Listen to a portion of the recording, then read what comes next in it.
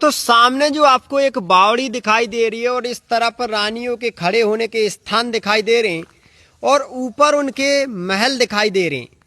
ये पूरी विरासत को थोड़ा गौर से देख लीजिए।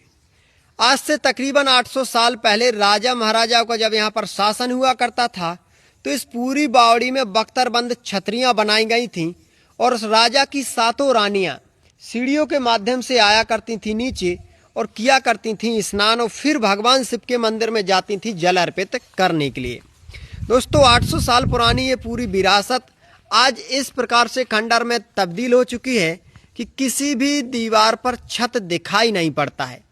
दोस्तों अभी हम हैं रायसेन के मध्य प्रदेश यानी मध्य प्रदेश के रायसेन किले में और यहाँ पर राजा महाराजाओं की जो विरासतें हैं ना उनको आपको दिखा रहे हैं कि कई सौ वर्षों पहले राजा महाराजाओं ने क्या शानो शौकत के साथ निर्माण करवाए, कैसा उनका जीवन रहा करता था और किस प्रकार से रानियों के लिए सुख सुविधाएं उस समय की गई थीं। हम आपको बावड़ी के अंदर ले चल रहे हैं और भाई साहब बावड़ी का टोटल हिस्सा आपको दिखाने वाले हैं कैसा दिखाई पड़ता है।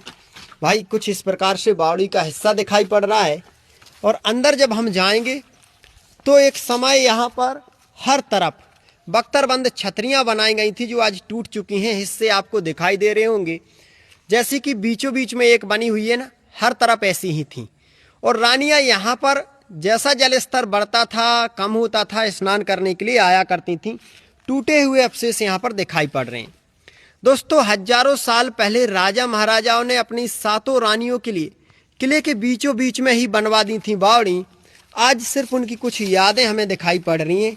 गुजरे हुए कल में ये सुख सुविधाएं सिर्फ राजा महाराजाओं के पास थी, आम लोगों के पास नहीं थी।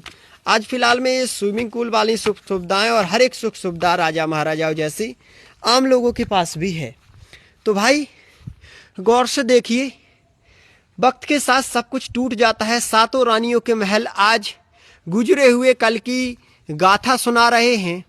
इनमें कई युद्ध हुए, कई षड्यंत्र रचे गए, कई वीरता की कहानियां भी यहाँ पर घटित हुई और कई सारे रहस्य आज इन पिलरों में, इन दीवारों में छुपे पड़े हैं। कहते हैं कि समय बड़ा बलवान होता है और समय ने आज इस पूरी इमारत को एकदम से खंडर में तब्दील कर दिया। कभी यहाँ पर रानियों की चूड़ियों की खनखनाहट, पायलों की झंझनाहट और उनके संगीत के स्वर सुनाई देते थे।